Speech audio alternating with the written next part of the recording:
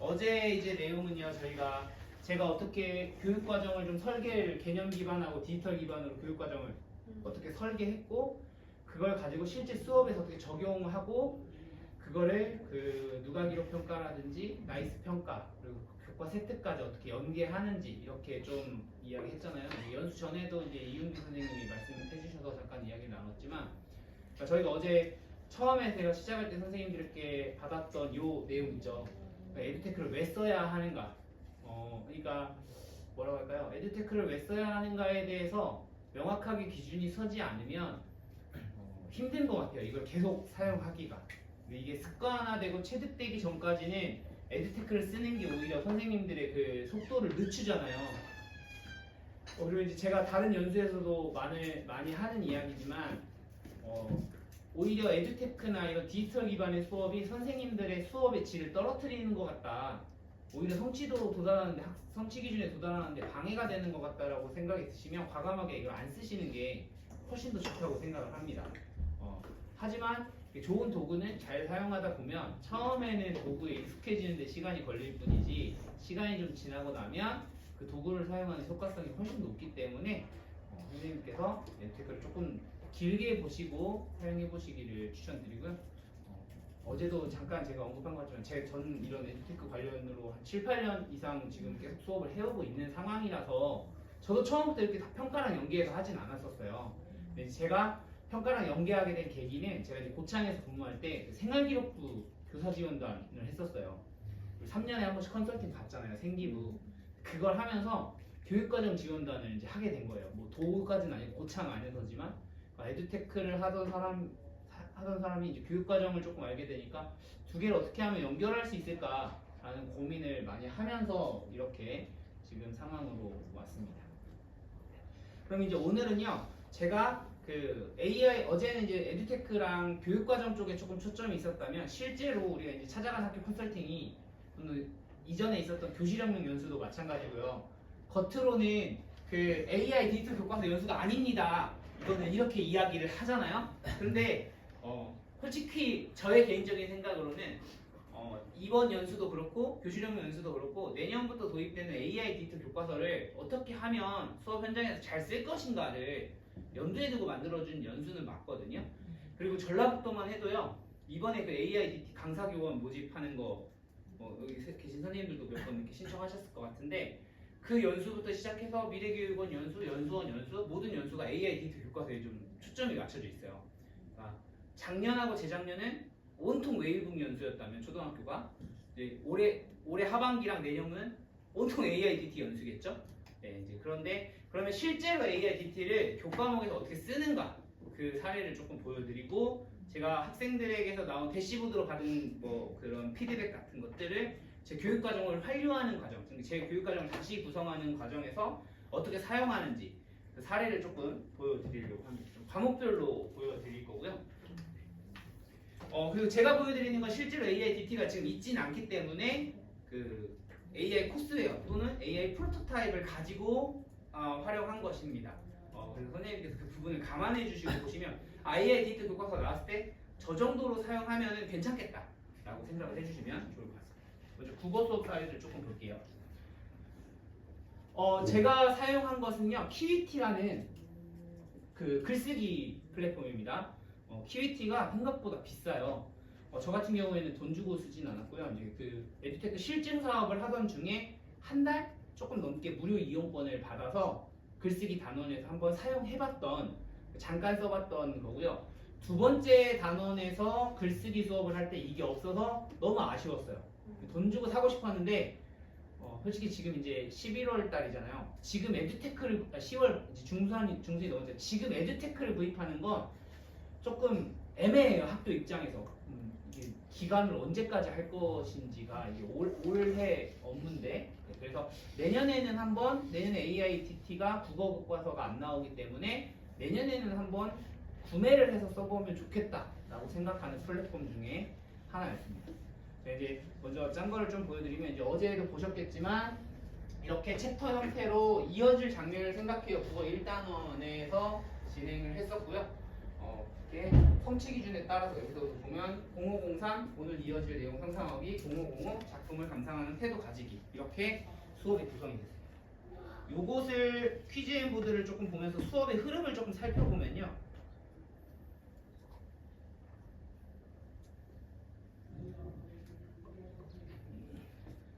요것은 제가 퀴즈 앤 보드를 안 쓰고 아마 패들렛으로 잠시만요. 이거가 마음을 전하는 이거는 여기다가 안 했었나 보네요. 그럼 그냥 한번 했던 것 같아요.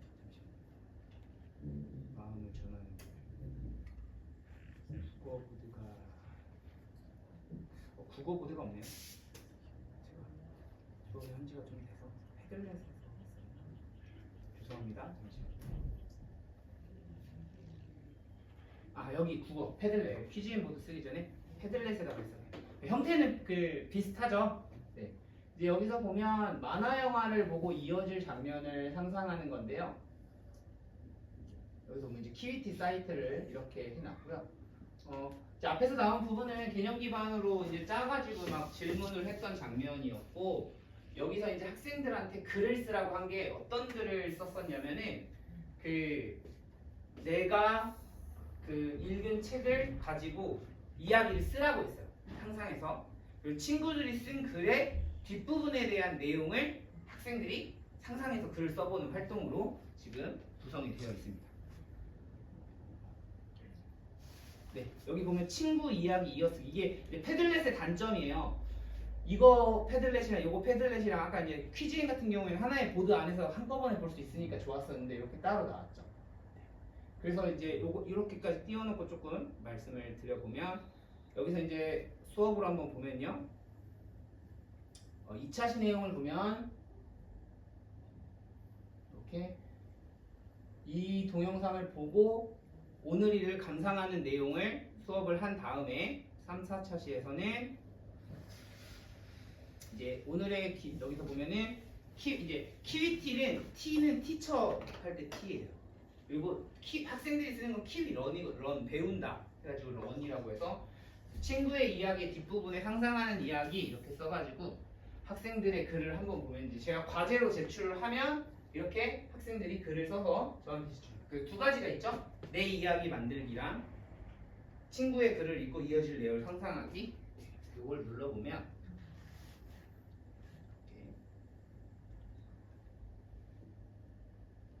이런 식으로 이제 평가가 나오는데요. 학생들이 보는 장면도 거의 비슷합니다. 네. 여기서 이 피드백 부분을 조금 보면요. 이렇게 학생이 쓴 글에 대해서 얘가 어떻게 글을 쓰면 좋을지를 피드백을 주는 거예요. 키위티. 읽기 쉬운 문단입니다.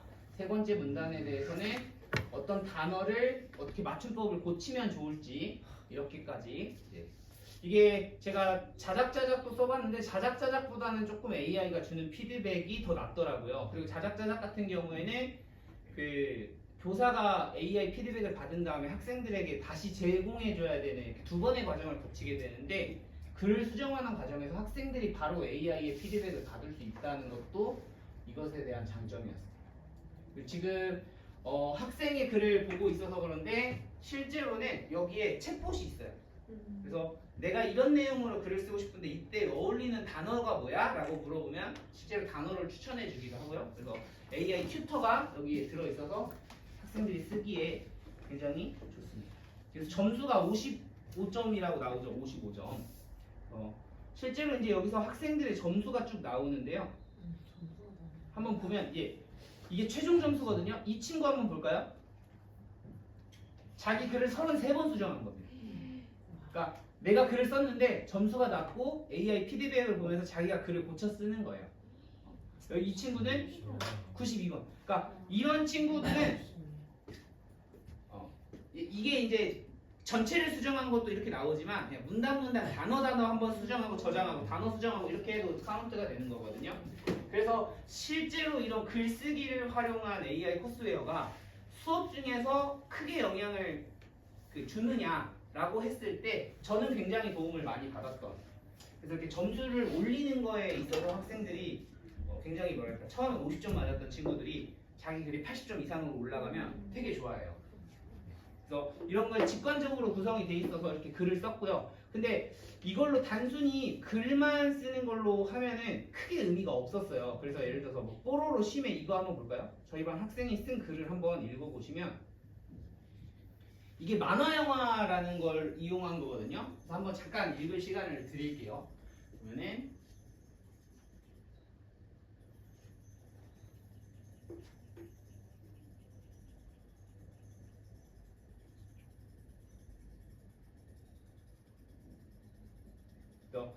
기존에 자기가 알고 있던 만화 영화의 캐릭터나 스토리를 가지고 나만의 이야기를 상상해서 쓰는 그런 시간이었습니다. 그럼 이제 이렇게 된 글이 키위티의 단점 중에 하나는 학생이 쓴 글을 교사는 볼 수 있는데 다른 학생은 여기서 볼 수가 없었어요. 그게 단점이었거든요. 그래서 제가 여기에다 한 것이 이것을 복사해가지고 어디에다 올리라고 했냐면 이제 패들렛에다가 올리라고 한 겁니다. 패들렛에다 올리라고 한 거예요. 그럼 이제 학생들이 패들렛에다 올린 거를 여기서 보면은 일모듬이라고 써있는데 이제 모듬끼리 글을 여기까지는 다른 친구가 쓴 글이에요. 키위티를 이용해서 그 글을 복사해가지고 여기다 붙여놓고 내 키위티에다가 이 글을 복사해서 붙여넣습니다. 그리고 뒷부분에 이어질 내용을 키위티를 이용해서 내가 쓰는 거예요. 그러니까 다른 친구가 쓴 글을 복사해서 패들렛에다 붙여주면 그 글을 다른 학생이 다시 복사해서 키위티에다 넣어놓고 글을 쓴 겁니다. 그래서 키위티에서 이제 아까 그 두 번째 과제로 가보면 내 이야기 만들기 아예 나가져 버렸네.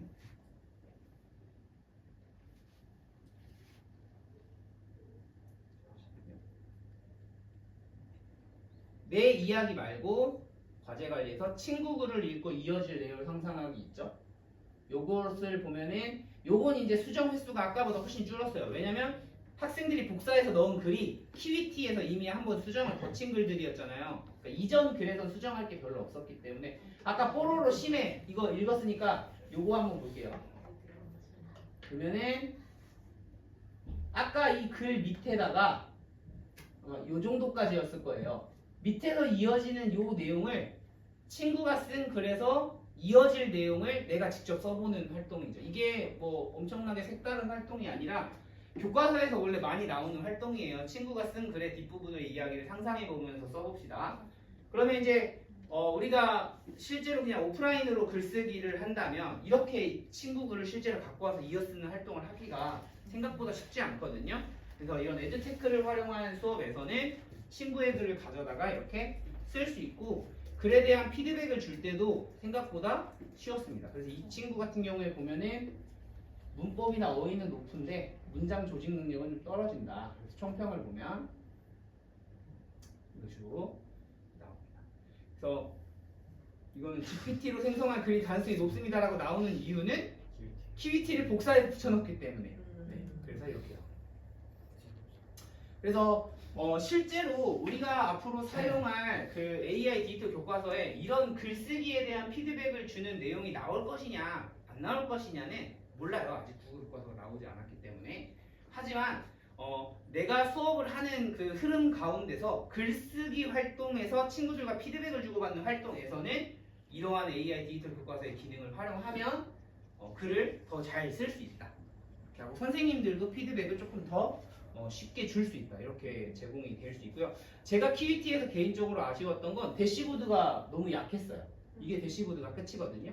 어떤 글쓰기에 대한 그러니까 이거는 키위티는 솔직히 AI 디지털 교과서나 AI 코스라고 보기에는 조금 어려운 게 성취 기준과 연관되어서 나온 것이 아니라 그냥 글쓰기에 최적화되어서 나온 플랫폼이기 때문에 이런 플랫폼들은 선생님들이 수업 상황에 맞게끔 사용을 하시면 좋을 것 같고요. 이제 제출자, 미제출자 정도는 뭐 나오고요. 우리 반의 평균 글, 평균 점수의 글, 이 정도 글이 나오고 물론 이걸 이제 리포트 생성해가지고 PDF로 다운받아서 보실 수도 있습니다. 그렇게 해서 저는 제가 생각하는 에듀테크의 가장 큰 장점, 기록할 수 있다는 것을 하기 위해서 이렇게 2모듬, 3모듬, 4모듬 꼭 저렇게 진짜 길게 열심히 쓰는 친구들이 꼭 몇 명씩 있어요. 그래서 다시 한번 강조하면 한두 명만 써보고 넘어가는 것이 아니라 저희 반이 25명, 24명이면 전부 다 활동을 하고 넘어간다는 것. 이것도 에듀테크를 사용할 때의 장점인데 이 글을 잘 썼다 못 썼다를 떠나서 친구가 상상한 글에 이어서 내가 글을 완성했다는 것만으로도 충분히 수업적으로 의미가 있고요. 이게 왜냐면 성취 기준을 보면 성취 기준을 보시면 재미나 감동을 근데 친구의 글을 감상하는 태도도 굉장히 중요한 성취 기준이고 이어질 내용을 상상하고 표현한다. 이것도 이 두 가지 성취 기준에 있어서의 활동을 구성하는 데 있어서는 충분히 그러니까 글을 잘 썼다 못 썼다를 평가하는 것이 아니거든요. 이 단원에서는요. 상상해서 표현하고 감상하는 태도를 즐기는 거니까 친구들끼리 재밌게 글 쓰고 바꿔서 읽어보고 내가 생각한 내용을 표현해보고 이 정도 할 때 여기서도 보면은 뭐 글을 어떻게 뭐 문법에 맞춰서 쓴다, 뭐 문단을 구성한다, 뭐 이런 뭐 논설문, 뭐 서론물론 그런 내용이 나오는 단원이 아니에요. 그래서 조금 더 자연스럽게 할 수 있는 단원이었어요. 제가 QET AI 코스웨어를 쓰면서 이 수업에서 느꼈던 건 글쓰기 수업을 애들이 재밌어할 수도 있다. 네, 점수를 막 올리고 저 과정에서 제가 막 개입하지 않아도 자기들끼리 나는 80점인데 그럼 옆에 있는 짝꿍이 내가 78점 맞았는데 82점 나왔어요. 그럼 제가 고치라고 안 해도 자기가 들어가서 막 고쳐요. 물론 이제 이게 초기에 써본 거기 때문에 반복되다 보면 아이들의 흥미도가 떨어지겠지만 그러면서 다른 친구 그리고 내가 굉장히 익숙한 뽀로로 뭐 백설공주도 있고 막 여러 가지 등장인물 나오거든요. 그러니까 평소에 내가 알고 있던 등장인물을 내 마음대로 상상해서 글을 만들어낸다는 거에 있어서 막 지들끼리 막 읽으면서 킥킥거리면서 막 웃어요. 막 읽어보면 진짜 말도 안 되는 소리 막 써놨는데 자기들끼리 막 재밌다고 웃거든요. 그러니까 그런 면에서 이런 성취 기준 솔직히 좀 어렵잖아요. 감상하는 태도를 기른다. 재밌게 이게 평가하기도 애매하고 수업 구성하기도 애매한 성취 기준이거든요. 이 문학 부분이 그런 부분에서 생각보다 재미있게 구성을 해서 사용할 수 있었다. 이렇게 생각해 주시면 될 것 같습니다. 이렇게 해서 QET를 사용한 이제 그 국어 수업 사례를 조금 보여드렸는데 개인적으로 QET는 저는 내년에 한번 꼭 돈 주고 써보고 싶은 소프트웨어 중에 하나인데 예산이 준다고 해서 얼마큼 예산을 줄지 이 생각보다 QET가 비싸더라고요. 여기 이용권 안내 보면은 학생 3명에 55만 원. 그래서 제가 이제 이 업체 사장님하고 통화를 했어요. 여기 나온 건 여기서 보면 이게 개인이잖아요. S2B로 가면은 가격이 많이 달라진다. 그래서 여기 보면 가격이 안 써 있고 S2B 학교 장터로 이동이라고 써 있잖아요. 학교 장터에서 바로 결제하지 마시고 담아두기를 하신 다음에 담당자랑 통화를 하면 가격대가 훅 떨어집니다. 그래서 여기서 보면 이렇게 써놨잖아요. 학교 기관 단체 구매자는 할인가로 제공해드리고 있습니다. 그래서 제가 좀 국어 교과에서 추천하는 그런데 이거는 글쓰기 수업에 좀 글쓰기 수업에서만 쓸 수 있다는 게 단점이다. 그럼 이제 제가 이걸 안 쓴 국어 수업을 좀 보여드리면 마음을 전하는 그 글써요 2차시 내용 이거는 이제 편집된다는 건데 제가 한 달 무료 이용권을 받았다고 했잖아요. 이 수업을 할 때는 이제 없었어요. 그래서 어떤 식으로 썼냐면 마음을 전하는 편지 쓰기를 이렇게 캔바를 이용해서 편지 쓰기를 했습니다. 딱 읽어보면 QET를 사용한 글쓰기를 했던 친구들이 어디 갔어요. 글의 그 양이라든지 글의 질이라든지 이런 것들이 확실히 많이 떨어집니다. 제가 경험해보진 않은 게 계속해서 사용해본 경험은 아니라서 뭐 일반화시키기에는 약간 성급하지만 이 글들 QET를 가지고 꾸준히 글을 쓰는 활동을 이어갔다면 훨씬 더 작품성 있는 좋은 이 글이 나쁘다는 건 아니지만 조금 더 만족할 만한 글이 나오지 않았을까. 그래서 근데 이제 이것도 단순히 부모님께 편지 쓰는 건데 교과서에 있는 그 종이에다가 편지를 쓰는 것 그래서 이거는요 제가 다 출력을 해서 실제로 다 갖다 드렸어요. 그리고 저한테 정편지 쓰고 싶을 사람이 없으면 선생님한테 써라. 그래서 저한테 편지지를 준 친구도 있었고요. 캔바에서 편지를 꾸며가지고 이렇게 캡처해서 올리는 방식.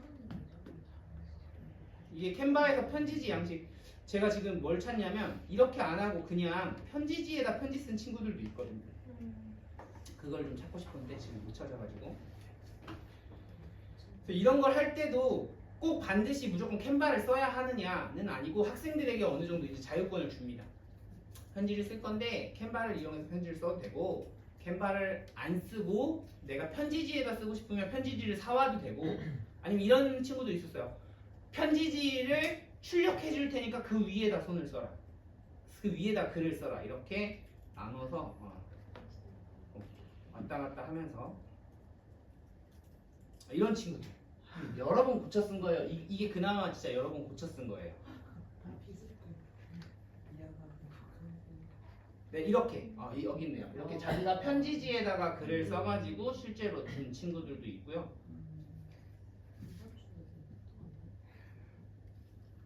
이제 조금 더 가보면 이게 어떤 내용이 있었냐면요.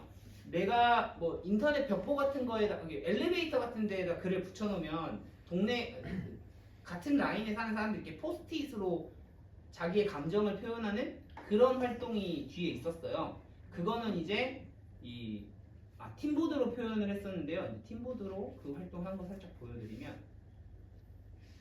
요거죠. 여기서도 보면은 어제 보신 거랑 유사한데 이렇게 우리 반 수만큼 만들어놓고 지금 이 뭐라고 할까요? 그 포스트잇이 없이 글을 써놓은 게 이 학생의 글이고요. 포스트잇으로 학생들이 이 친구의 글을 읽고 그러니까 이게 교과서 장면에서는 어떻게 되어 있냐면 그 교과서 뒤에 있는 붙임딱지에다 글을 쓰고 그걸 실판에다가 붙여놓으면 포스트잇을 이렇게 붙여주는 활동을 하는 건데 저는 그거를 팀보드를 이용해서 만들고 모둠에 있는 친구들과 다른 친구들이 이렇게 이 포스트잇 기능을 이용해서 내용을 붙여주는 그 활동으로 구성을 한 거거든요. 그래서 선생님들께서 이렇게 에듀테크를 쓰실 때 이렇게 좀 주제가 어떤 주제냐에 따라서 적당한 에듀테크, 쓸만한 에듀테크를 찾아서 쓰시면 조금 더 수월하게 수업을 하실 수도 있고 가장 좋은 점은 제가 수업 준비를 할 게 많이 없는 게 뭐 학습지를 출력한다거나 뭐 이렇게 준비할 만한 게 없어요. 그래서 저희 반에 있는 프린터기는 일을 안 하고 있거든요.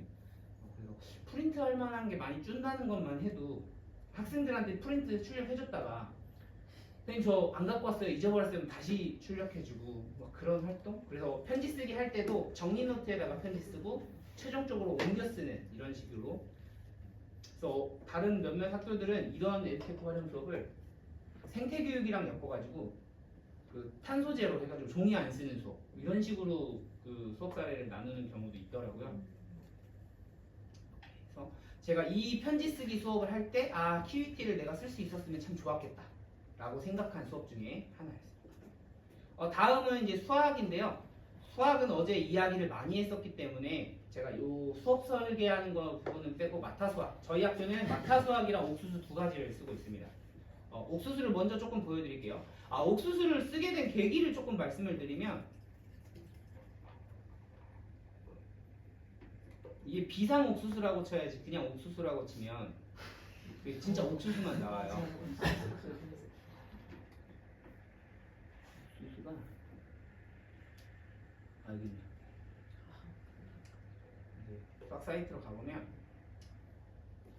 옥수수를 저는 어떻게 쓰냐면 수학 익힘책의 대용으로 씁니다. 그래서 여기서 보면은 소수의 덧셈과 뺄셈이라고 나오죠. 제가 요것만 살짝만 보여드리고 넘어갈게요. 제가 이걸 쓰는 이유는 저는 이제 옥수수를 이렇게 수학 익힘이라고 수업 개설하기라고 가는데 이 수업 개설하기에 가면 옥수수를 쓰면서 제가 가장 좋았던 점은 모든 교과서를 제공한다는 거였어요. 그래서 저희는 천재 한 쓰거든요. 천재 갑자기 좀 중1로 돼 있어서 그러네요. 네, 초등학교 4학년으로 바꾸면 여기 이제 천재 한이 뜹니다. 네. 그래서 실제로 저희 학교에서 쓰는 수학 익힘책의 예를 들어서 96쪽의 1번 문제랑 여기서 나오는 96쪽의 1번 문제만 숫자만 다르지 같은 유형이에요. 그래서 제가 수업 구성해 놓은 걸 살짝 보시면 과제고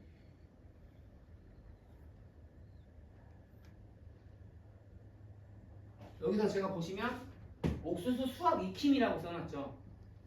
근데 여기서 이제 제가 강조하고 싶은 부분은 저는 옥수수로 수학 익힘을 하기 때문에 실제 서책형 교과서 수학 익힘을 안 합니다. 근데 선생님들 욕심이 수학 익힘을 못 버려요. 그러니까 어떤 일이 생기냐면 수학책도 풀고 수학 익힘도 풀고 옥수수도 풀고 뭐 또 학습지도 풀고 단원평가 문제집 또 풀고 막 학생 입장에서는 과제가 엄청 늘어나게 돼요.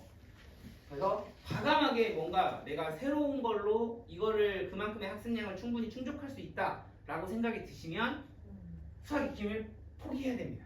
안 풀어도 괜찮아요. 근데 선생님들이 이제 교과서 문제 안 푼다는 거에 대해서 약간 그래서 저는 옥수수를 쓰는 거예요. 왜냐면 교과서에 나오는 유형의 문제랑 완전히 똑같기 때문에 조금 보여드리면 좋을 것 같은데 잠시만요. 제가 한번 실제로 보여드릴게요. 저는 이제 그 여기에다가 이렇게 넣어놓고 다니긴 하는데 지금 제가 소수니까 소수의 덧셈과 뺄셈 3단원 네, 수학 익힘 여기 있네요. 이게 소수의 수학 익힘인데 예를 들어서 여기에서 이 문제 있죠. 40쪽 1번 문제 분수를 소수로 바꾸세요. 그 다음에 40쪽 2번 문제 모음종이 색칠한 부분 문제죠. 이거를 옥수수로 실제로 가서 한번 봐보겠습니다. 40쪽이었죠. 40쪽 제가 수업 목록에서 소수의 덧셈과 뺄셈 가보면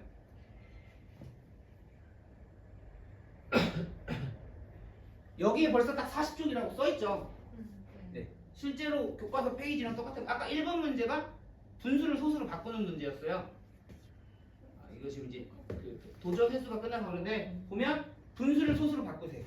문제 똑같죠. 두 번째 문제가 모는 종이를 활용한 문제였습니다. 두 번째 문제 가보면 모는 종이를 활용한 문제 나오죠. 그래서 교과서의 구성 이 페이지까지 그래서 수학 익힘책을 완벽하게 대체하기에 옥수수가 굉장히 좋다. 저는 옥수수에 이거 말고도 기능이 진짜 많거든요. 근데 옥수수에도 다 요거 하나 써요. 뭐 AI 그것도 있고 진단평가도 있고 여러 가지. 왜 그러냐면 이제 약간 비하인드 스토리가 있는데 옥수수한테 이제 처음에 전화했을 때 저희가 원래 5, 6학년만 옥수수를 쓰려고 했어요. 5, 6학년 합치면 한 300명 조금 안 되거든요. 300명이 안 되는 학생을 하려고 하니까 맥시멈으로 가격이 찬 거예요. 한 사람당 6,500원인가? 구독료가. 그래서 300명 근데 이제 우리가 2천만 원이 넘어가면 수의 계약 하잖아요. 그걸 얘네가 너무 잘 알아요. 그래서 가격이 1,950만 원입니다. 맥시멈이. 근데 거기서 600명이 가도 1,950만 원이고 400명이 가도 1,950만 원인 거예요. 어차피 300명 넣어도 1,900 그럼 우리 학교 전학년 넣어달라 라고 해서 1학년 뒷까지 다 만들어 놓은 거예요. 어차피 같은 가격을 지불하는 거니까. 그래서 옥수수는 수학 익힘책으로만 사용을 하고 있고요. 저는 마타수학으로 메인 활동을 진행하는데요. 여기서 이제 보면은 진단평가라고 만들어 놓은 차시를 들어가 보면 3학년 2학스터 영상 복습이라고 해서 제가 어제 말씀드린 거죠. 이 내용을 보고 봐야 되는 친구들은 한번 보고 마타수학을 가고 안 봐도 되는 친구들은 그냥 바로 마타수학에 가서 공부를 하는 거예요. 그래서 제가 이제 실제로 마타수학 만들어 놓은 사이트로 들어가 보면 여기 수업 목록에서 보시면 여기 보면은 개념 수학 3단원 진단평가라고 써있죠. 실제로 들어가 보면 여기 내용을 보면 초3이라고 써있어요. 3학년 때 배웠던 내용을 진단평가 문제로 만들어 놓은 거예요. 그래서 이렇게 들어가서 보면 모든 문제를 출제한 게 아니고 실제로 이거는 제가 만들어 놓고 제출 학생들한테 안 줬어요. 그 이유는 요 두 개는 지금 배우는 내용이랑 크게 상관없고 요 두 개가 3학년 때 배웠던 내용 중에 이번 학시랑 연결되는 내용이기 때문에 요거 두 개만 낸 거예요. 요거 두 개를 냈고 요거 두 개를 안 낸 거예요. 이거는 미출제 한 개반, 미출제 0개반이니까 요거 두 개를 냈고 요거 두 개를 안 낸 거죠.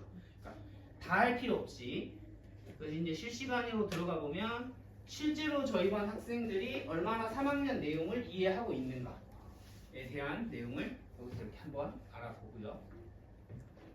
그래서 진단평가 문제를 이렇게 풀어서 내고요. 2차 시로 이제 가보면 여기서 이제 제가 만들어 놓지는 않았지만 마타수학에서 또 잘 쓸 수 있는 기능 중에 하나가 마타수학 여기 앞에서 보면 마타와 개념학습이라는 게 있어요. 예를 들어서 저는 이제 그 수업 시작할 때 이전 차시에서 공부했던 내용을 얼마나 제가 기억하는가 전시학습상기 같은 거 있잖아요. 그런 거를 이걸로 하는데 여기서 이렇게 해서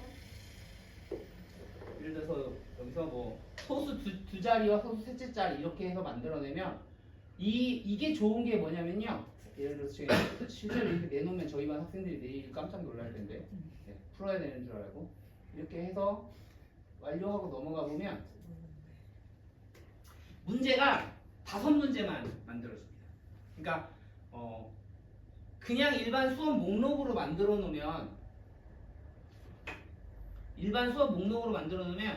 10문제 내지 15문제가 만들어지는데 이건 실제로 푼 거네.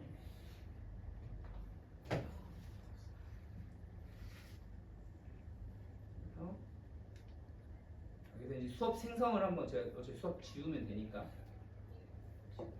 만들면 5문제 정도만 만들어집니다.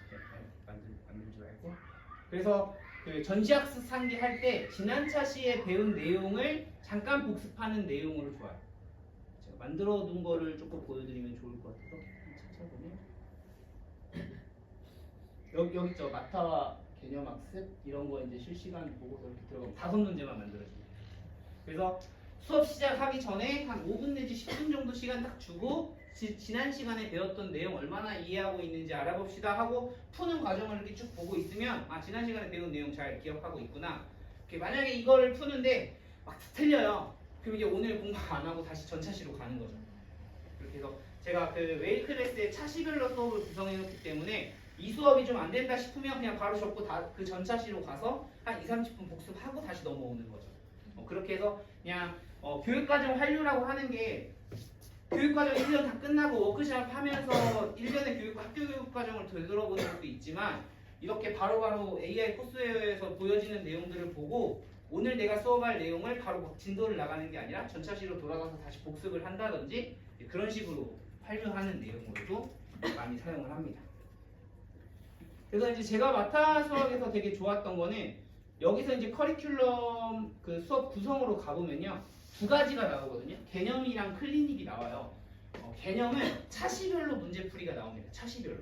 그래서 오늘 1, 2차시 끝나고 개념 하나 풀고 약간 형성평가 느낌으로 풀 수 있는 거고 클리닉 같은 경우에는 단원 전체를 아울러서 문제가 나옵니다. 제가 만들어 놓은 걸로 조금 보여드릴게요. 앞에 이렇게 개념이라고 붙은 게 있고 여기 클리닉이라고 붙은 게 있거든요. 개념을 한번 눌러보면 이런 식으로 1차시, 2차시, 3차시, 4차시 해서 수업 중간중간 주제에 맞춰서 풀 수 있는 문제들이 제공이 됩니다. 그런데 클리닉으로 가보면 이렇게 하나밖에 없죠. 삼각형 전체적으로. 그래서 이거는 단원 마무리 평가 또는 뭐 그 1단원 끝나고 형성 평가, 그 단원의 형성 평가 이런 식으로 볼 수 있는 거예요. 그래서 저는 마타 수학 같은 경우에는 이런 식으로 제공을 해서 학생들한테 풀고요. 조금 더 이제 깊게 들어가 보면 예를 들어서 이거 같은 경우에 AI 맞춤 1차를 푸는 학생도 있고 안 푸는 학생도 있잖아요. 앞에서 100점을 맞은 친구들은 굳이 풀으라고 안 합니다. 그리고 100점을 안 맞은 친구들은 요걸 풀으라고 하는 거예요. 그러니까 이것도 이제 숙제가 달라지는 거죠. 어제 제가 그 감정일기 보여드렸을 때 숙제가 너무 많아요 하는 친구들이 요걸 하는 친구들이고 숙제 없어서 좋아요 오늘 다 하고 집에 가니까 너무 좋아요 라고 하는 친구들이 여기서 이제 100점 맞은 친구들이에요. 그래서 100점 기준이 좀 높기는 한데 문제 난이도가 높지 않기 때문에 그렇게 해서 여기서 이렇게 학생들을 보고요. 근데 이제 제가 이걸 하면서 그 교육과정 활용 부분에서 사용한 부분 중에 하나는 저희 반 친구 중에 이렇게 한 친구가 있어요. 기초학력이 조금 부족한 친구예요. 기초학력이 부족한 친구인데 항상 틀리잖아요. 항상 문제가 많아요. 해야 할 숙제가 맨날 많아요. 해도 끝이 안 나요. 그런 친구들이 제일 어렵더라고요.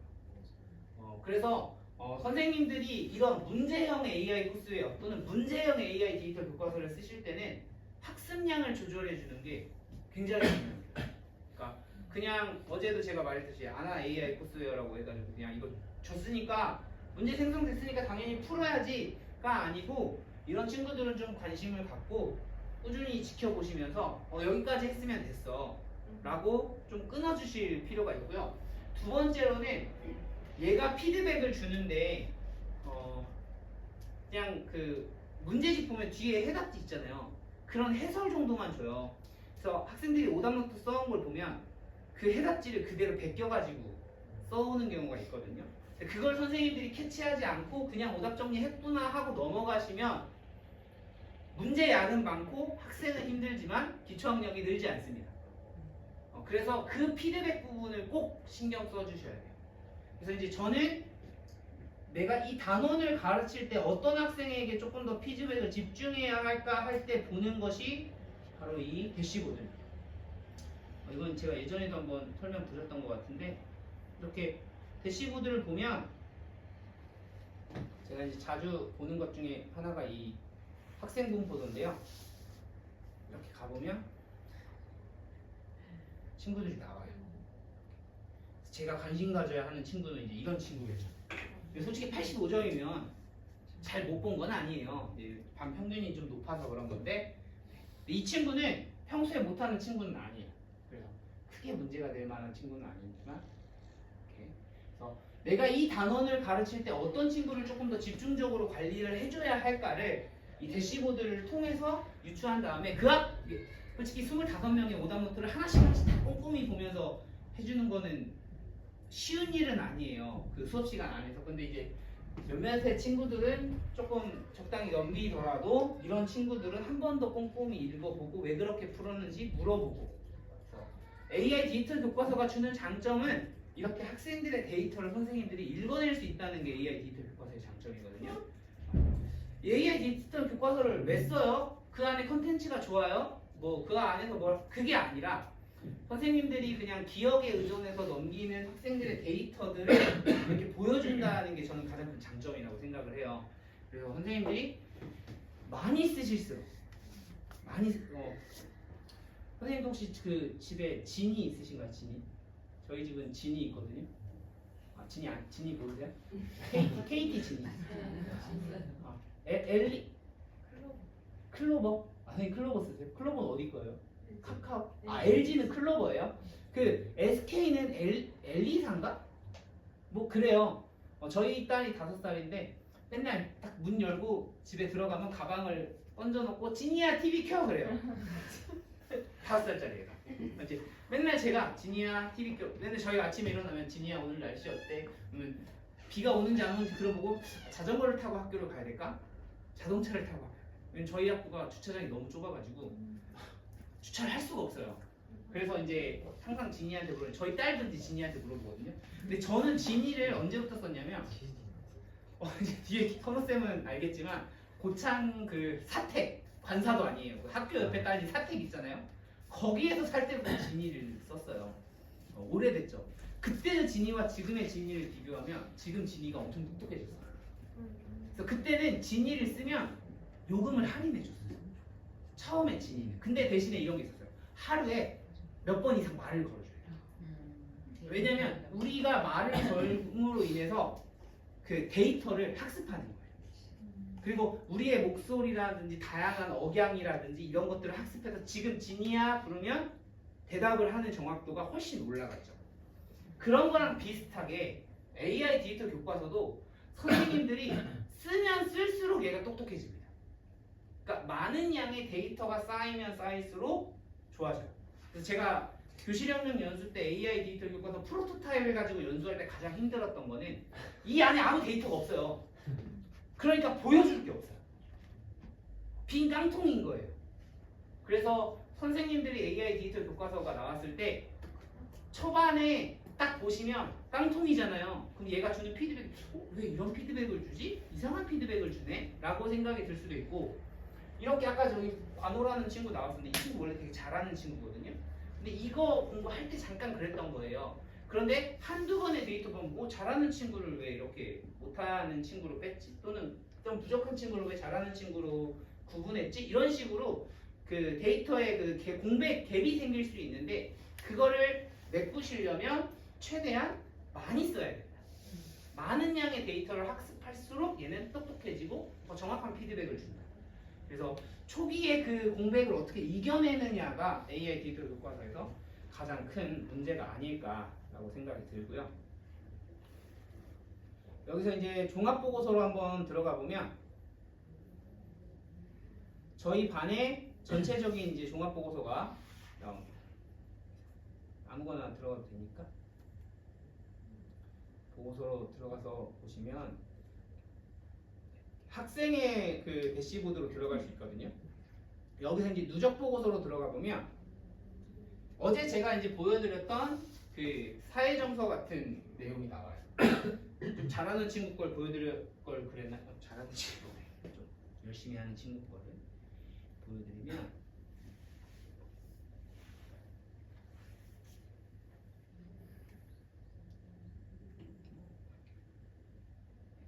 확실히 점수가 높죠?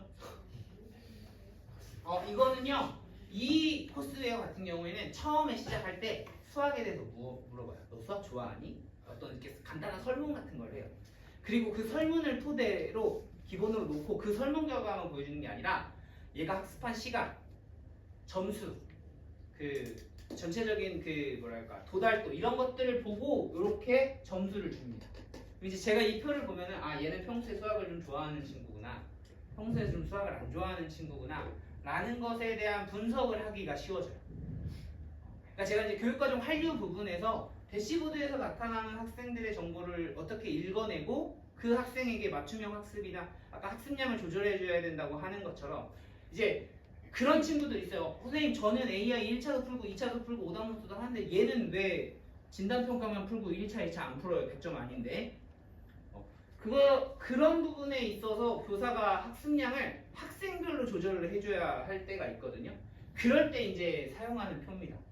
너무 수학을 싫어하거나 자신감이 떨어져 있는 친구에게 공부를 못한 조금 학습이 느리다는 이유로 너무 많은 양의 과도한 과제를 그게 제가 했던 실수였어요.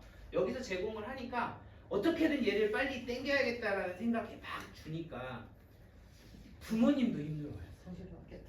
부모님한테 전화 와요. 부모님한테 전화 와가지고 이거 꼭 다 해야 되냐고. 부모님이 문제를 대신 풀어줘요. 100점 맞아와요. 그럼 제가 볼 때는 네가 100점 맞을 애가 아닌데 어떻게 100점 맞았지 하고 아까 그 풀이 시간 같은 거 나오잖아요. 10문제 푸는데 얘가 보통 30분 이상 걸리는데 평균적으로 10분 만에 풀어왔어요. 그럼 이상한 거죠. 그러면 왜 그랬지 하고 물어보면 아 엄마랑 아빠랑 같이 풀었어요. 같이 풀었어. 엄마가 풀었어. 그럼 이제 아빠가 어떻게 풀어줬어? 그러면 아 제가 풀어서 내면 아빠가 보고 틀렸으니까 다시 풀어봐 라고 말하고 제가 못 풀면 아빠가 설명해주고 거기서 나온 답을 입력했다는 거예요. 그러면 이제 학생의 답을 입력한 게 아니까 후속 학습이 올바르게 제대로 구성되지 않잖아요. 그거를 부모님이랑 진짜 한 4월달, 5월달부터 해서 2학기 초반까지 계속 통화하면서 조절을 했었어요. 이제는 그냥 부모님이 조금 우리 애가 너무 힘들어하는 것 같으니까 조금 학습이 더디더라도 조금 학습량을 줄이는 거에 선생님이 동의를 해주셨으면 좋겠다 라고 해서 지금은 많이 줄여놓은 편이에요. 그런 부분들 AI 코스에서 나오는 것들은 저는 이제 요거를 그냥 연수할 때 멘트로는 이렇게 말을 합니다. 여기서 나오는 말들을 교과 세특에 조금 활용하시면 또는 뭐 행동특성 종합의견 이런 데 활용하시면 좋을 것 같습니다라고 하지만 저는 어제 보여드렸던 것처럼 구글 폼으로 누가 기록을 해버리기 때문에 여기 있는 거 직접 사용하지는 않아요. 그렇게 해서 수학은 이런 식으로 옥수수를 활용한 수학 익힘책 그리고 마타수학을 활용한 그 전시학습 상기 수업과 차시별 형성평가, 단원평가 이렇게 사용한다라고 선생님들이 생각해 주시면 되겠습니다. 그 다음은 사회입니다. 사회는요 AI 디지털 교과서가 없습니다. 그리고 마땅한 AI 코스웨어도 없어요. 그렇죠. 그게 사실이에요. 그러면 이제 우리가 그동안 자주 쓰는 에듀테크 플랫폼들을 보면 제가 쓰는 퀴즈인 같은 패들렛 같은 보드형 또는 이제 퀴즈형 그리고 캔바나 미디 캔버스 같은 어떤 과제 산출물을 만들어내는 생산형 플랫폼 크게 그 섹션을 좀 구분해 보면 그리고 이제 뭐 구글 어스라든지 뭐 알지오메스는 수학에서 쓰지만 뭐 그런 형태 또는 뭐 네이버 지도 이런 거 많이 쓰거든요. 사회 수업에서는 제가 사회 AI 디지털 교과서를 가지고 수업한 사례를 조금 보여드릴 건데 제가 이제 이걸 쓰면서 아 이게 사회 AI 디지털 교과서가 다른 에듀테크랑 다른 점이구나라고 생각하는 것 중에 하나였어요. 이건 이제 프로토타입이라는 걸 분명하게 말씀을 드리고 선생님들이 좀 봐주시면 좋겠는데 제가 선생님들께 보여드리고 싶은 거는 이겁니다. 차시를 한번 가볼게요. 3차시 내용에서 어떤 3차시가 아니라 2차시부터 시작되네요. 2차시에서 어떤 스토리가 시작이 되냐면요. 경제활동인데요. 시장놀이 준비라고 해가지고요. 활동 예시를 보면 이런 활동을 해요. 학생들이 내가 장사할 종목을 고릅니다. 나는 장난감을 팔 거야. 나는 카페를 차려볼 거야. 나는 문구점을 할 거야. 뭐 이런 식으로 8가지 카테고리 중에 우리 모둠이 하나의 카테고리를 결정을 해요. 원래는 학생들에게 마음껏 고르라고 하지만 저는 이제 모둠장이 나와서 가위가위보 해가지고 1등부터 이제 자기가 원하는 걸 가져가고 내가 그 만들고자 하는 상점의 이름을 정합니다. 상점의 이름을 정하고 이렇게 상점을 꾸미기 시작해요. 상점을 꾸밀 때 화이트보드라고 해가지고 캔바나 팀보드처럼 학생들이 동시에 들어와서 그림 그리기 꾸미는 활동으로 이제 간판 만들기 활동을 하는데 저는 이거를 이게 너무 좀 기능이 떨어져서 캔바를 활용해서 이미지를 예쁘게 만든 다음에 집어넣으라고 했습니다. 그렇게 하고요. 카테고리를 정하고 이름을 정합니다. 네. 다음 활동으로 조금 보여드릴게요.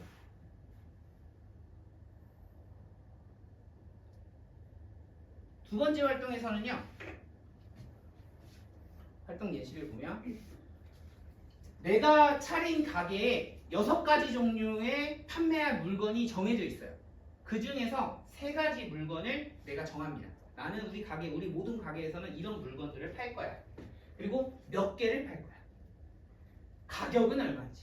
그래서 여기에서 학생들에게 주어지는 자본금이 20만 원이에요. 모둠에게 주어지는 자본금이. 그럼 그 20만 원을 가지고 예를 들어서 내가 10,000원짜리 물건을 다 10,000원으로 가격을 매겼다면 20개의 물건을 팔 수 있겠죠. 하나는 10,000원, 하나는 20,000원, 하나는 30,000원으로 가격을 줬다면 6만 원이니까 한 3개씩 팔고 10,000원짜리 조금 더 팔고. 그래서 가격에 맞춰서 가격을 하고요. 이거를 홍보하는 문구를 작성합니다. 이 활동을 디지털 교과서 안에서 하는 거예요. 모둠끼리 실시간 협업으로. 그렇게 해서 이런 식으로 가격을 정합니다. 그래서 이걸 다 더하면 여기 보면 잔액 나오잖아요. 이거 제가 왜 이렇게 보여드리냐? 학생 화면을 제가 못 봐요. 여기서. 그게 단점이에요. 이 AI 디지털. 근데 웨일북을 쓰잖아요. 수업 관리를 보면 돼요. 그렇게 해서 만들어내고요. 제가 이제 이걸 왜 말씀드리는지는 그 다음에서 이제 조금 나옵니다. 4차시에 가보면 상점을 꾸미고 홍보 이미지를 만드는 활동을 합니다. 상점을 꾸미고 화이트보드에다가 아까 이렇게 해서 간판을 붙이고요. 5차시에 가보면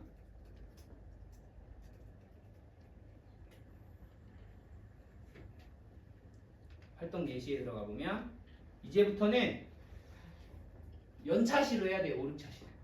2차시 동안 이제 모둠별로 이걸 만들어 놨잖아요. 그러면은 이제 개인에게 용돈을 5만 원을 줘요. 아까는 그룹 만드는 거. 이제부터는 6개의 모둠을 돌아다니면서 내가 어떤 물건을 살지를 결정하는 거예요. 여기서 어떤 내용이 들어가냐면 합리적 소비 내용이 들어갑니다. 그래서 이렇게 우리 학급에서 만들어 놓은 6가지 가게가 나오고 거기서 팔고 있는 6, 3, 18, 18가지의 물건이 나와요. 그 물건을 내가 어떻게 살 건지를 우선순위를 결정합니다. 그리고 내가 갖고 있는 5만 원의 한도 내에서 물건을 사요. 근데 여기서 재밌는 게 같은 모둠원의 돈을 빌려올 수 있어요. 그러니까 어떤 친구는 욕심이 없어서 난 살 게 없는데 하고 한 3개만 사고 2만 원이 남았어요. 그러면 옆에 애가 나 2만 원만 줘. 그래서 가져가서 자기는 7만 원어치 물건을 사는 거예요. 이렇게 물건을 사고 나면요. 이거는 이제 여기까지 저희 반이 현재 수업을 했고 이 다음 수업을 아직 안 했는데 내일 합니다. 여기서 이제 가보면 이제 실제로 내가 그 우선순위 계획을 세운 걸 가지고 이제 물건을 삽니다. 물건을 사고 나서 아까쯤에 근데 이게 빨리 사야 돼요. 앞에서 예를 들어서 떡볶이를 팔기로 한 떡볶이집이 나는 떡볶이를 4개만 팔 거야 라고 했는데 우선순위에 떡볶이를 넣어놨는데 4개가 이미 팔려버렸어요. 그러면 내가 살 떡볶이가 없는 거예요. 내가 사고 싶어도 이제 못 사게 되는 거죠. 여기서 배우는 건 자원의 희소성입니다. 내가 사고 싶어도 없으면 못 산다. 그러고 나서 뭘 하냐면 이제 이게 나와요. 내가 산 돈, 남은 돈. 그리고 우리 가게를 차리는데 20만 원이 들었잖아요. 근데 애들이 20만 원으로 가게 열심히 꾸며놓고 물건을 다 10,000원으로 했어요. 10개가 팔렸어요. 다 팔았는데 10만 원만 번 거예요. 그럼 10만 원 손해죠. 그러면 그걸 모든 평균으로 내서 여기에서 까입니다. 그러면 최종적인 수익이 나와요. 내가 장사한 돈과 소비한 돈을 합쳐서 이익이 남으면 합리적 소비나 판매 활동, 생산, 소비, 판매 활동을 잘했다. 내가 예를 들어서 마이너스가 나왔어요. 마이너스가 나올 수도 있죠. 가게를 망하면 물건이 안 팔렸어. 물건의 특징이나 가격을 잘 구성했어야 되는데 그렇지 않고 물건을 잘 못 팔았으면 물건에서 마이너스가 나오는, 안 팔린 가격은 마이너스니까. 그럼 내가 아무리 용돈을 많이 남겨도 나는 마이너스가 되는 거죠. 판매자도 되어보고 소비자도 되어. 이렇게. 이 활동을 제가 왜 말씀을 드리냐면 제가 이걸 만든 사람은 아니지만 제가 이걸 쓰면서 느낀 점은 이거였어요. 기존에 내가 캔바나 패들렛이나 내가 하는 수업 설계에서 다루지 못하는 내용이 AI 디지털. 그러니까 흔히 AI 디지털 교과서에 동영상 콘텐츠가 어떤 게 들어요? PPT가 어떻게 들어있을까? 저는 솔직히 AI 디지털 교과서에 캔바처럼 생산성 도구가 들어갈 수 있을까? 퀴즈앤 보드나 패들렛처럼 보드 이미 AI 디지털 교과서에 들어가는 에듀테크들은 훌륭한 에듀테크들이 밖에 있는데 AI 디지털 교과서가 어떤 역할을 할 수 있을까라는 생각을 했었는데 이 컨텐츠를 보면서 교육적으로 이 교과서 안에서 학생들끼리 협업할 수 있는 컨텐츠가 별도로 개발이 되겠구나라는 생각을 많이 하는 컨텐츠였어요. 그래서 제가 앞에서 여기서 나온 이런 컨텐츠들 있죠. 이거 뭐냐면요. 동영상이에요, 그냥. 명절에 용돈 받으면 어떻게 쓰나요? 이렇게. 그리고 동영상 하나 보고 막 넘어가요. 문제 두 문제 풀고 이런 것들은 솔직히 저는 좋다고 생각하지 않았거든요. 이런 것들은 그냥 스킵해도 되는 거예요. 안 써도 되는 거예요. 나한테 필요 없으니까. 그런데 AI 디지털 교과서 안에 들어있는 시장 활동은 내가 저걸 설계하고 만들어내고 학생들한테 판매하고 이런 걸 하기는 굉장히 어려운데 좋은 컨텐츠, 학생들끼리 협업할 수 있는 컨텐츠는 써보면 좋겠다라는 생각이 들었고 이런 식으로 AI 디지털 교과서가 개발되는 거구나 라는 생각을 많이 했었던 컨텐츠입니다. 제가 학생들 거 조금 캡처해 놓은 거 조금 보여드릴게요. 네. 이거 보시면 이게 이제 그 상품 예시라고 해가지고 이 중에서 파는 겁니다. 나오고 이게 수업 관리로 제가 지금 학생들이 만들고 있는 장면 보는 거예요. 보면은 5만원 가격이 주어져 있고 가게에서 팔고 있는 지금 6개의 가게가 다 보이는 거죠. 이렇게 스크롤 하면서 보면은 6개의 가게에서 팔고 있는 물건 우선순위 정하고 점수 매기고 이렇게 활동을 하는 게 다 실시간으로 같이 이루어지는 활동이고요. 두 번째 거 보여드리면 이렇게 지금 내가 세우고 있는 소비 계획이 나옵니다. 나는 여기서 이거는 노트가 1,500원에 파는데 나는 이건 별점 1점이라고 생각해. 너무 비싸. 또는 나한테 뭐 필요 없어. 이런 식으로 나의 합리적 소비 계획을 저기 안에서 사는 물건을 가지고 세워보는 활동을 하고요. 이렇게. 그리고 다른 친구가 젤리를 판다고 생각하는데 내가 생각할 때 이 젤리는 너무 비싼 것 같아. 너무 싼 것 같아 라고 하고 다른 친구들의 의견을 이렇게 붙여서 보는 거예요. 이렇게 너무 비싸요 막 이렇게 쓰고 있죠. 이런 식으로 여기서 이제 문득문득 생각이 나가지고 좀 미리미리 좀 다 준비를 해놨으면 죄송합니다.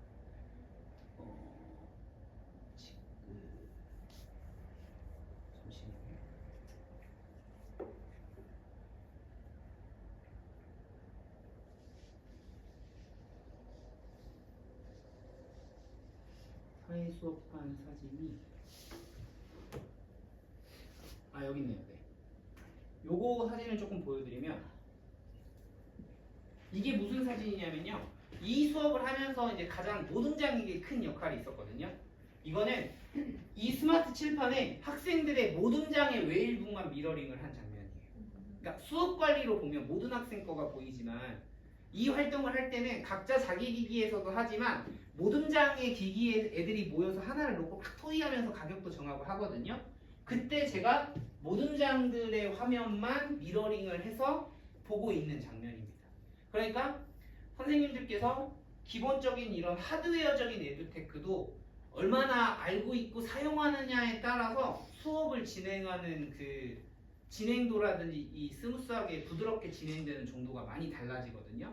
그래서 우리가 웨일북도 있고 스마트 칠판도 있으니까 이런 기능들도 수업 시간에 잘 적용해서 쓰신다면 엄청 잘 쓰실 수 있고 이거 애들이 되게 좋아해요. 그냥 수업 관리랑은 또 다르더라고요. 이건 미러링이기 때문에. 그래서 1모듬이 이 모듬이 정하고 나서 발표할 때는 이 모듬만 화면을 크게 만들 수도 있어요. 이제 저희가 오늘 스마트 칠판 연수는 아니지만 그렇게 해서 이런 하드웨어적인 기기들도 잘 결합해서 쓰시면 선생님들이 되게 재밌게 수업을 하실 수가 있습니다. 그래서 이제 내용으로 다시 돌아와 보면요. 아까 사회 디지털 교과서에서 그래서 사회 디지털 교과서에서 이제 선생님들께서 AI 디지털 교과서를 보실 때 이제 이런 식으로 조금 나오죠. 뭐 문제풀이 나오고 이렇게. 그래서 선생님들께서 AI 디지털 교과서가 나왔을 때 AI 디지털 교과서 어제 제가 그 개념 기반 교육과정 설계할 때 어떤 AI 디지털 교과서를 쓸 것인가라고 모아놓은 파트가 있었잖아요. 그 파트에서 내가 필요한 기능만 가져다 쓰셔도 충분하다. 이제 마찬가지로 이렇게 대시보드로 나오긴 하는데 저는 솔직히 이거는 대시보드는 별로 마음에 안 들어. 이렇게 말하면 좀 그러나? 아무튼 마음에 안 들었어요. 그닥 보여주는 것들이 별로 없어서. 그래서 선생님들이 필요하다고 생각하시는 기능들만 모아서 보시면 되고요. 마지막으로 제가 수업이 끝나고 나서 쓰는 플랫폼 중에 하나가 바로 이 미래엔의 AI 클래스입니다. 왜냐면 사회과학 같은 경우에는 그 코스웨어가 없기 때문에 저는 이제 미래엔을 쓰는데 여기서 보면 이제 제가 문제들을 많이 냈죠. 리포트에서 보시면 제가 이제 그동안 꾸준히 본 게 나오는데 최근에 국어 2단원이 끝나고 마음이 여기 보면 촌락과 도시의 특징 이렇게 해서 AI 학습지를 학생들에게 주고 문제를 풀으라고 하는데 여기서 이제 보시면 점수가 93%, 이게 점수로 그냥 환산합니다. 93점, 24명의 평균 점수가 93점이에요. 25명의 평균 점수가 94점이고 24명의 90점, 뭐 84점 이렇게 이제 나가죠. 저는 이거를 학생들을 평가하는데 잘한 보통 노력 요함으로 평가하는 건 제가 웨일 클래스에서 그 성취 기준에 따른 3점짜리 과제로 평가하기 때문에 학습지 이 점수를 가지고 평가하지는 않습니다. 개인적인 생각으로는 이렇게 점수로 평가하는 것은 과정 중심 평가나 성성 평가에는 맞지 않다고 생각하는 사람이에요. 그래서 평가로는 더욱더 활용하지 않지만 그럼 이걸 어떤 수준으로 쓰느냐? 학생들이 오늘 수업을 얼마만큼 이해했는가를 제가 교육과정을 완료하는 근거 자료로 활용하기 위해서 AI 학습지를 푸는 겁니다. 예를 들어서 여기 보면 촌락의 문제를 어떻게 해결할까요가 80점대잖아요. 여러 가지 이유가 있을 수 있는데요. 실제로 들어가서 보면은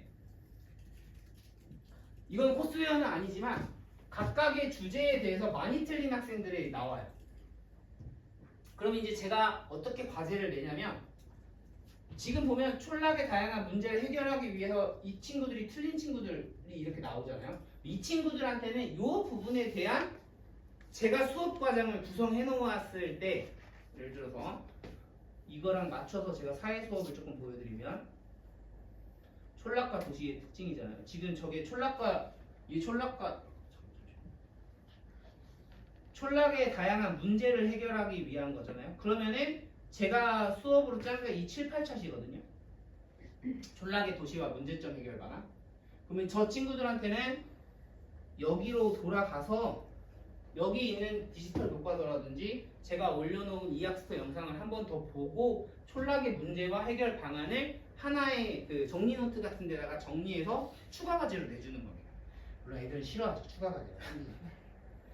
하지만 AI 디지털 교과서가 아직 없는 상태에서 얘네들이 맞춤형 학습을 제공하지 않기 때문에 제가 이 피드백을 받아들여서 그 학생들한테 과제를 내라고 하는 거예요.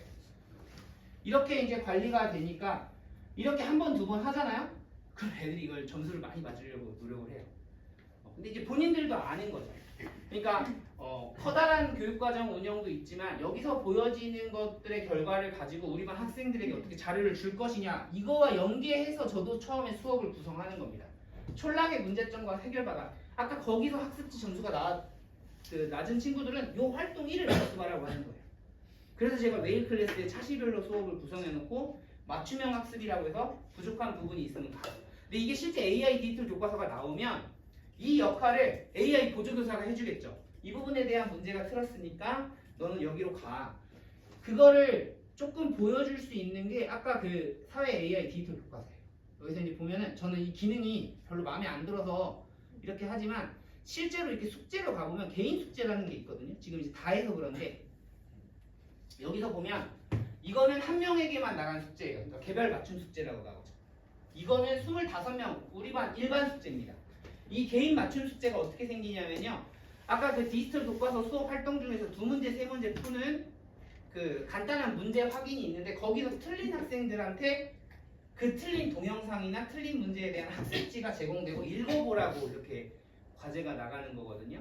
그러니까 이 학생이 이 어떤 부분을 놓쳤다고 생각할 때 AI 보조교사가 그거에 맞는 학생별 개별 맞춤 문제를 주는 거예요. 실제 AI 디지털 교과서에서 AI 보조교사가 하는 역할을 아직은 AI 디지털 교과서가 없다 보니까 제가 미래의 AI 클래스에서 나오는 점수를 기반으로 제가 과제를 주는 거죠. 단점은 제가 과제를 확인도 해야 돼요. 근데 AI 디지털 교과서를 쓰면 여기에서 이렇게 완료라고 딱 뜨죠. 이제 여기서 개인 숙제로 가보면 숙제가 없어요. 왜냐면 다 완료를 했기 때문에.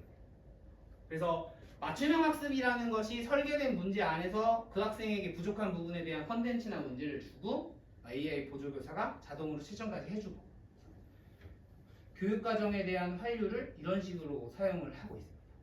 그러니까 저는 솔직히 좀 기대가 되는 게 제가 지금은 약간 노가다처럼 표현이 좀 그렇긴 한데 노가다처럼 자동 채점이 되니까 굉장히 편하지만 지금은 제가 다 들어가서 눌러보고 그래도 좀 편해요. 들어가서 눌러보고 어떤 문제 모르는지 찾아보고 너는 그러면 이 활동 1을 다시 한번 공부해와 너는 활동 2 다시 한번 공부해와 그리고 제가 그걸 어디다 메모해놓고 다음날 또 숙제 했는지 확인해야 되고 이런 과정들이 있는데 그 과정을 AI 디지털 교과서가 대신 해줄 수 있겠죠. 조금 더 편해질 수도 있지 않을까라고 생각을 해서 이런 학습지 풀어보시는 것도 저는 추천합니다. 이렇게 들어가 보면 틀린 문제가 이렇게 쭉 나와요. 그래서 저는 수학하고 비슷한데 여기서 이렇게 많은 학생이 틀린 문제 있죠. 이런 문제. 정답률 50%. 이 문제 있죠. 마음을 표현하는 글의 특징 파악하기 17번 문제. 이제 이런 문제는 제가 또 대표풀이로 풀어줍니다. 예를 들어서 17번 문제 시험지에 들어가서 17번 문제 같은 경우에는 너네가 왜 많이 틀렸을까? 하고 보면은 이런 문제 같은 경우에는 크게 두 가지예요. 문제가 잘못됐거나 진짜 어렵거나. 왜냐면 이게 사람이 하는 일이다 보니까 정답이 체크가 잘못 연결돼요. 마음을 전하는 글을 쓸 때 가운데 쓸 부 내용을 알면 잘 생각보다 어렵죠. 저희가 편지 쓰는 양식에서 처음에는 누구누구에게 안부인사. 근데 이게 저도 이걸 풀면서 이걸 정형화된 틀이라고 해서 처음 부분엔 이 내용 쓰고 이게 무슨 서론본론 결론도 아니고 맞나? 그래서 틀릴 법하다. 그리고 두 번째로는 내가 수업 시간에 언급을 안 했다. 교사가 가르치지 않은 내용에 대한 문제니까 이거는 틀릴 수 있을 것 같아. 근데 이 문제를 통해서 우리가 알고 넘어가면 좋겠다. 그냥 그렇게 이제 피드백 주고 넘어가는 문제들도 있는 거죠. 이렇게 해서요. 어제는 이제 제가 수업 설계를 어떻게 하고 그 수업 설계 안에서 개념 기반 교육 과정으로 세운 수업 설계 안에서 웨일 클래스를 활용해서 수업을 구성하고 과제를 준 다음에 제가 피드백 받아서 평가하는 방법까지 했다면 오늘은 그럼 제가 수업한 설계한 안에서 AI 디지털 교과서나 AI 코스웨어를 중간중간에 어떻게 썼는지를 조금 말씀을 드렸는데 제 수업을 조금 이제 막 말하면서 넘어와서 그냥 그런가 보다 하고 넘어왔는데 조금 잘 생각해 보시면 처음 시작부터 처음 수업 끝날 때까지 AI 코스웨어로 시작해서 AI 코스웨어로 끝나는 수업은 하나도 없었어요. 수업 설계는 제가 재구성을 따로 해놓고 중간중간에 글쓰기 활동을 해야 되니까 키위티를 한번 써보자. 더입에서 전시학습 상기 해야 되니까 맡아서 풀어보고 마지막 부분에서 오늘 형성평가나 수학 익힘책 푸는 활동에서 맞춤형 학습하고 과제를 내준다. 사회교과서 같은 경우에는 제가 제가 수업을 쭉 가지만 시장 활동이라는 특별한 그 협동형 콘텐츠가 있을 때는 AI 디지털 교과서를 써본다든지 이렇게. 그래서 AI 디지털 교과서를 가지고 모든 수업을 하기보다는 필요한 부분에 대한 콘텐츠, 그러려면 그 안에 어떤 콘텐츠가 있는지 알아야 되잖아요. 그러니까 선생님들이 꼭 한번 관심을 갖고 써보시고, 많은 양의 데이터가 들어갈수록 AI 디지털 교과서는 똑똑해진다. 그런 내용. 그리고 우리가 뭐 1년의 교육과정을 완료하고 내년의 교육과정, 좋은 교육과정을 세우는 것도 중요하지만 그때그때 대시보드에서 나타나는 내용들을 보고 내가 이번 차시에서 진도를 계속 나갈 것인지, 아니면 기존에 배웠던 내용을 조금 더 복습해 줄 것인지, 특수한 몇 명의 학생들에게만 조금 과제를 주고 맞춤형 학습을 주고 나는 진도를 나갈 것인지, 아니면 우리만 전체 수준을 파악할 것인지, 이런 부분들도 에듀테크나 디지털 기반, AI 디지털 교과서를 활용했을 때 선생님들이 가질 수 있는 장점이다. 이렇게 생각을 해 주시면 좋을 것 같습니다.